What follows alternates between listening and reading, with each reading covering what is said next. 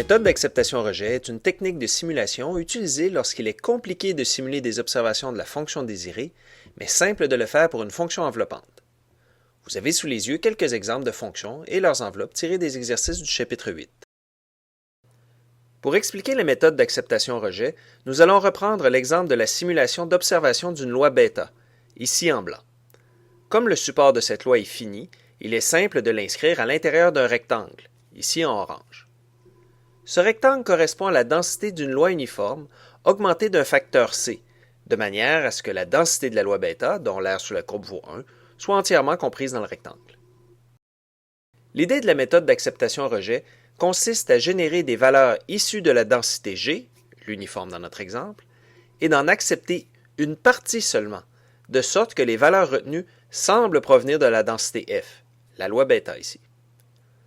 On voit que la répartition des valeurs sur l'axe des x sera complètement différente. Alors comment procéder? Prenons une valeur, disons y, obtenue de la loi uniforme.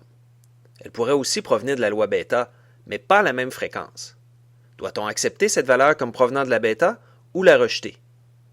Pour faire un choix, nous positionnons cette valeur aléatoirement sur l'axe des y. Si la position est sous la courbe f, alors nous l'acceptons. Si en revanche la valeur se retrouve au-dessus de la courbe f, nous la rejetons.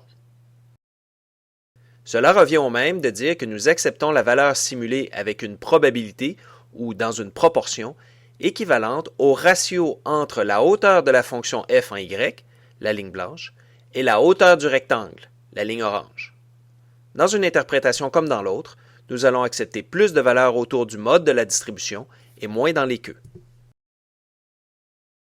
Alors, ça fonctionne cette technique? Nous avons simulé une centaine de valeurs de la loi uniforme et les avons placées aléatoirement sur l'axe des y. En appliquant la règle expliquée précédemment, nous acceptons les points en blanc et nous rejetons les points en orange. On constate que cela correspond bien à la distribution d'une loi bêta. Nous avons utilisé la fonction R suivante pour effectuer la simulation. Vous la retrouverez également dans les exercices du chapitre 8 où vous pourrez étudier son code plus en détail. Cela dit, si vous voulez simuler des nombres issus d'une loi bêta en R, utilisez plutôt la fonction R bêta.